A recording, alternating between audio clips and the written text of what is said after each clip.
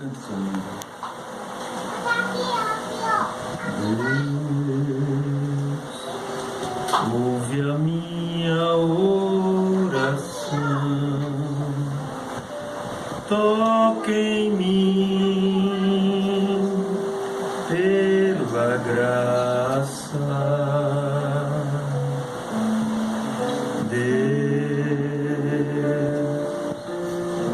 A minha oração, toque em mim pela graça, toque em mim, toque em mim, toque em mim, apaga meu pecado.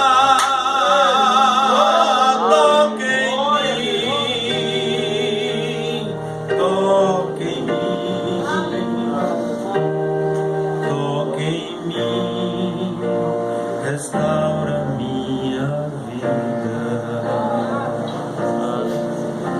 Somente crer, tudo é possível. Somente crer. Pastor Luiz Carlos, vindo ali de Jaboatão do Guararapes, Recife, Caruaru, região, é bem-vindo para você. Deus falará para você. Amém. Glória. Pisar no seu espírito e abra o seu coração. Amém.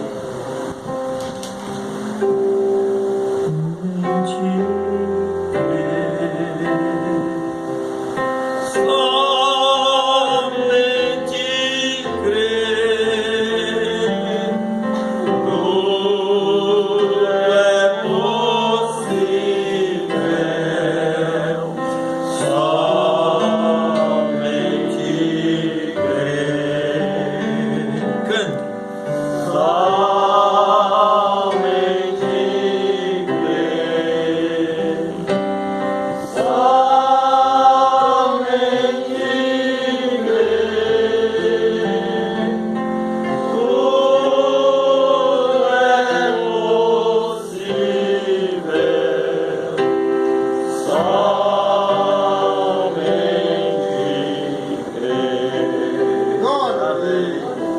Bondoso Deus, nosso Pai, nós estamos aqui pela misericórdia do Senhor, sem capacidade nenhuma de nós mesmos, mas confiado no poder do sangue, que nos limpa e nos purifica de todo pecado. Com ousadia nós entramos naquele lugar onde a vara de Arão floresceu. Nós estamos atrás do véu, pela graça que se há manifestado. Perdoa os meus erros, perdoa os nossos pecados, limpa as nossas feridas, sara as nossas feridas, ajude a fé dos meus irmãos, abençoa o enfermo, libertando, curando, Senhor. Tenha compaixão, meu Deus, tenha misericórdia do aflito, do necessitado, daquele que se encontra moribundo, na condição. Ó Deus, somente o Senhor pode mudar a situação. Nós estamos aqui porque confiamos no Senhor. Quando vamos lembrar daquele dia no Calvário, ó Deus, aquele dia no Calvário pôs fim ao assunto do pecado. Não há mais culpa, não há mais condenação. O sangue nos cobre, podemos nos achegar. Aleluia, podemos nos achegar. A graça se há manifestado. Senhor, dê-nos uma porção da Tua palavra. Nós dependemos totalmente do Senhor. Em nome de Jesus Cristo. Amém. Amém. Boa noite com Jesus. Amém. Graças a Deus. Que horas temos? Essa hora nós estávamos lá no encontro, né? Sexta-feira passada. Sexta-feira passada foi a abertura. Quem estava lá? Amém. Foi boa, não foi? Amém. Amém. Glória a Deus, né? Essa hora nós estamos na abertura daquele encontro maravilhoso. E foi um tempo de graça, né, para nós. E agora estamos aqui, o tempo passa, né? Estamos aqui pela graça de Deus. Minha esposa está aí comigo, cadê ela? Irmã Josi. E nós temos depois que dar uma sova do soldado fuzileiro que nos levou por uns caminhos, por caminhos que trilhei. Os meus pés feridos estão. Os meus pés estão feridos por conta dele. Vamos ficar de pé. Éramos para chegar todos juntos. E aí o GPS nos levou umas 2 horas numa estrada de barro, que eu não sei. Eu só fazia clamar a misericórdia de Deus. Eu até mandei um áudio aí, vocês chegaram a ver. Primeira carta de Paulo a Timóteo, capítulo 4, versículo 12. Nós vamos ver se vamos numa linha de escola, porque a voz, a garganta não está boa. Primeira carta de Paulo a Timóteo, capítulo 4, versículo 12. Ninguém despreze a tua mocidade, mas seu exemplo dos fiéis, na palavra, no trato, na caridade, no espírito, na fé e na pureza. Amém? Amém. Assentai-vos. Glória a Deus. Glória a Deus. Ninguém despreza a tua mocidade. É uma linha mais para obreiros. Quem sabe Deus vai levantar o obreiro aqui, né? É uma linha mais para obreiro. Ninguém despreze a tua mocidade, mas seu exemplo dos fiéis. Eu queria falar exatamente sobre seu exemplo.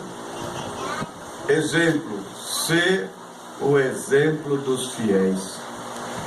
Que coisa difícil, né? Ser exemplo dos fiéis. Os fiéis são os melhores. Podemos classificar. E ser exemplo dos melhores, ser exemplo dos fiéis. A palavra exemplo quer dizer modelo, padrão. É isso que quer dizer exemplo. Modelo, padrão. Ninguém despreza a tua mocidade, mas ser o exemplo dos fiéis, ser o modelo. Paulo, ele estava tão certo de Deus, que ele chegou a declarar na sua primeira carta aos Coríntios, capítulo 11, né? 1 Coríntios, capítulo 11, ele chega a dizer assim: sede meus imitadores. O versículo primeiro, né? 1 Coríntios 11. Sede meus imitadores, porque ele era um modelo, um exemplo a ser seguido. O profeta chega a dizer que ele era o padrão, né? Ele era o padrão dos ministros. Na mensagem das eras, ali a era de Éfeso, ele era o padrão a ser seguido.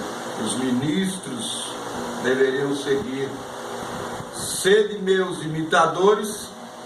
Ora, a palavra imitar quer dizer reproduzir tal qual, fazer igual, fazer da mesma forma. Isso é a palavra imitar. Sede meus imitadores, como também eu sou de Cristo. Ser exemplo dos fiéis na palavra. Ora, nós, os cristãos de Deus, nós precisamos conhecer a palavra. Está escrito em João capítulo 8, versículo 32: e conhecereis a verdade, e a verdade vos libertará. Paulo disse na sua segunda carta a Timóteo, capítulo 2, versículo 15: procura apresentar-te a Deus aprovado. Procura apresentar-te a Deus aprovado. Como obreiro que não tem de que se envergonhar, que maneja bem a palavra da verdade. Já pensou um obreiro que não conhece a Bíblia? Tem algum obreiro que não conhece a Bíblia? Vai dar certo? Algum obreiro que não conhece a Bíblia? Ele disse: maneja bem a palavra da verdade. Procura apresentar-te a Deus aprovado, como obreiro que não tem de que se envergonhar. Amém. Que maneja bem a palavra da verdade. Amém. Amém. E aí ele diz aqui no versículo 13 de 1 Timóteo 4: persiste em ler. Persiste em ler. Você quer conhecer a palavra? Vai conhecer a palavra se ela ficar na estante? Vai conhecer a palavra se ela ficar na estante? Não. Paulo disse: persiste em ler. Amém. Glória a Deus. Amém. Persiste em ler. Segunda carta de Pedro, capítulo 3, versículo 18: antes crescei na graça e no conhecimento de nosso Senhor Jesus Cristo. Amém. Ser exemplo dos fiéis na palavra. Para que isso? Pedro responde, 1 Pedro capítulo 3, versículo 15: antes santificai a Cristo como Senhor em vossos corações, e estais sempre preparados para responder com mansidão e temor a qualquer que vos pedir a razão da esperança que há em vós. Escuta aqui. Amém. Por que você se veste dessa forma? Já perguntaram? Já perguntaram para alguma irmã? Por que você se veste dessa forma? Por que você age desta maneira? Você parece que está no mundo da lua. Parece que é de outro mundo. Ele disse: antes santificai a Cristo como Senhor em vossos corações, e estais sempre preparados para responder com mansidão e temor. Mansidão e temor. Paulo ensinou para nós que é o servo de Deus, não convém contender, mas ao herege admoesta com uma ou duas vezes, por uma ou duas vezes, depois deixa ele. Ele disse: responder, estar preparados para responder com mansidão e temor a qualquer que vos pedir a razão da esperança que há em vós. Há uma razão porque nós estamos aqui. A nossa fé não é cega. Nós temos um fundamento. Nós temos a base. A palavra é a base. A fé está estabelecida na rocha sólida da palavra. Amém. É assim que o profeta nos ensinou. Amém. Este fundamento é Cristo. Primeira carta de Paulo aos Coríntios, capítulo 3, versículo 11, a Bíblia diz: não se pode colocar outro fundamento além daquele que está posto, e este fundamento é Cristo.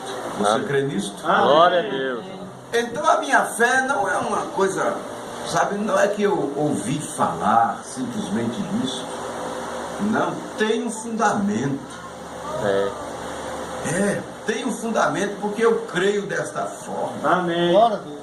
Então eu vou e mostro no fundamento Aleluia. Porque qual é a razão de eu estar neste caminho? Tem um fundamento. Glória a Deus. É Cristo. Cristo é este fundamento. A igreja está edificada no fundamento dos apóstolos e dos profetas, de que Jesus Cristo é a principal pedra de esquina. Você vê isso? Amém. Efésios capítulo 2, versículo 20, é assim que diz a palavra. Em Filipenses capítulo 3, versículo 17, a Bíblia está dizendo assim: sede também meus imitadores. Sede também meus imitadores, irmãos, e tende cuidado, segundo o exemplo que tende em nós, pelos que assim andam. Porque muitos há dos quais muitas vezes vos disse, e agora também digo, chorando, que são inimigos da cruz de Cristo.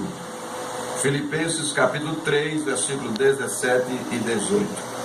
Na carta de Paulo a Tito, ele está nos ensinando o seguinte: tu, porém, fala o que convém à sã doutrina. Os velhos, que sejam sóbrios, graves, prudentes, sãos na fé, na caridade e na paciência. As mulheres idosas, semelhantemente, que sejam sérias no seu viver, como convém a santas, mulheres sérias e santas, não caluniadoras, não dadas a muito vinho, mestras no bem, para que ensine as mulheres novas, para que sejam exemplos para as mulheres novas, a serem prudentes, a amarem seus maridos, a amarem seus filhos. Irmã, você também prega. Você é uma autêntica pregadora, através do exemplo, do modelo, para que ensine as mulheres novas a serem prudentes, a amarem seus maridos, a amarem seus filhos, a serem moderadas, castas, boas donas de casas, sujeitas a seus maridos. Agora, estes sujeitas a seus maridos aqui, isso é muito mal entendido. Não é que a mulher é um capacho e está debaixo dos pés do homem, ou mesmo está acima do homem. A Bíblia disse em Gênesis capítulo 2, você pode ler ali a partir do versículo 19, por ali, 18, 19, até o 25 de Gênesis 2. Deus olhou e viu que não era bom que Adão estivesse só. Não é bom que o homem fique só. Eu vou dar-lhe uma companheira, uma adjutora. A expressão da Bíblia ali é adjutora, é companheira, é uma que está do lado. Não é nos pés, nem acima, é do lado. Quando se fala de submissão, é que a mulher está debaixo de uma missão.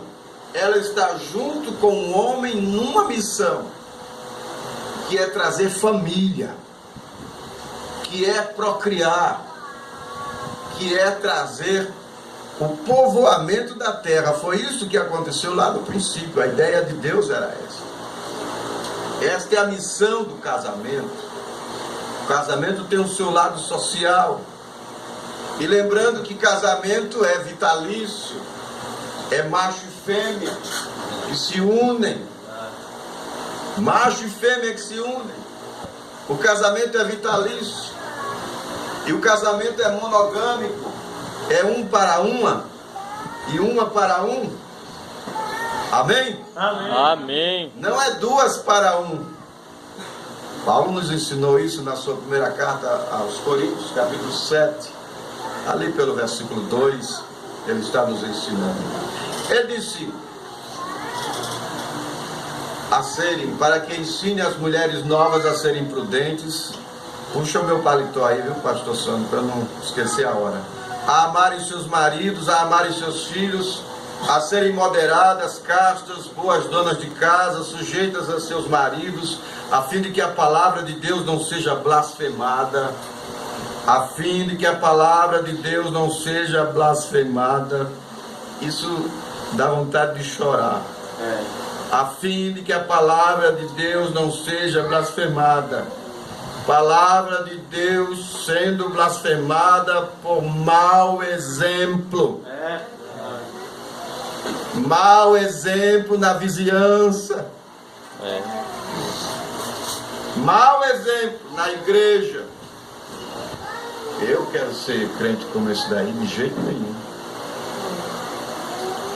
Exorta semelhantemente os mancebos a que sejam moderados. Em tudo, verso 7, Tito 2. Em tudo te dá por exemplo de boas obras. Na doutrina, mostra a incorrupção. O obreiro tem que estar estabelecido, né? Ele tem que ser como Paulo. Paulo disse: eu sei em quem tenho crido. Amém. Eu sei e estou certo. Foi essa a expressão de Paulo. Em tudo te dá, por exemplo, de boas obras. Na doutrina mostra incorrupção, gravidade, sinceridade, linguagem sã, linguagem sadia. Não saia da vossa boca palavra torpe. Palavra torpe usando uma expressão que todos conhecem, a palavra de baixo calão, né? Então, o crente que chama palavrão, ele está com alguma dificuldade aí, né? Linguagem sã e irrepreensível, para que o adversário se envergonhe, não tendo nenhum mal que dizer de nós. Ser o exemplo dos fiéis na palavra. Glória a Deus. Ser o exemplo dos fiéis no trato.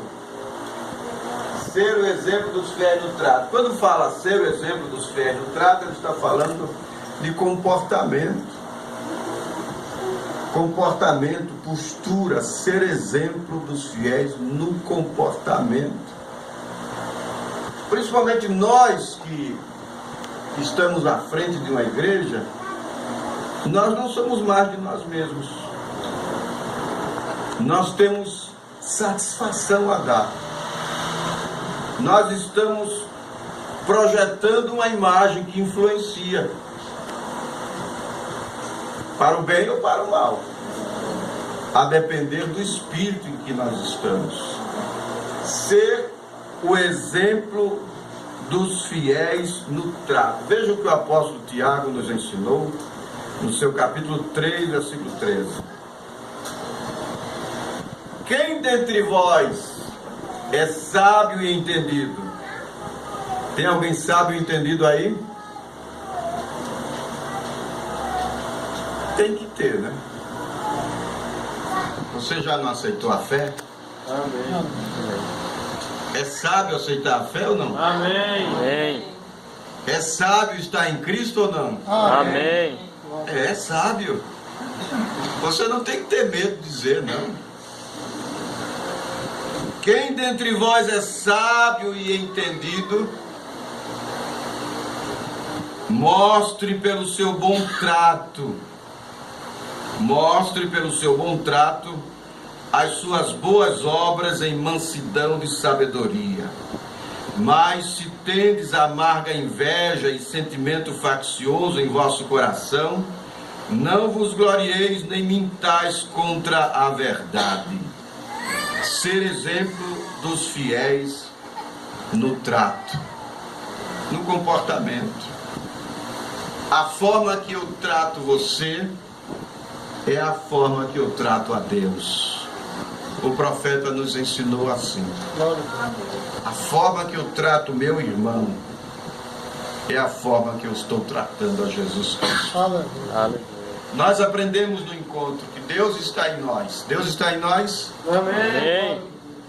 Se eu tenho a consciência que Deus está no meu irmão, que o meu irmão tem o Espírito de Deus, então qual é a forma que eu vou tratar a Deus no meu irmão? Ser exemplo dos fiéis no trato. Ser exemplo dos fiéis na caridade. Caridade é amor. E o apóstolo Paulo nos ensinou na sua carta aos Romanos, capítulo 12. Romanos capítulo 12, ali pelo versículo 9, ele está dizendo assim. Romanos 12, verso 9.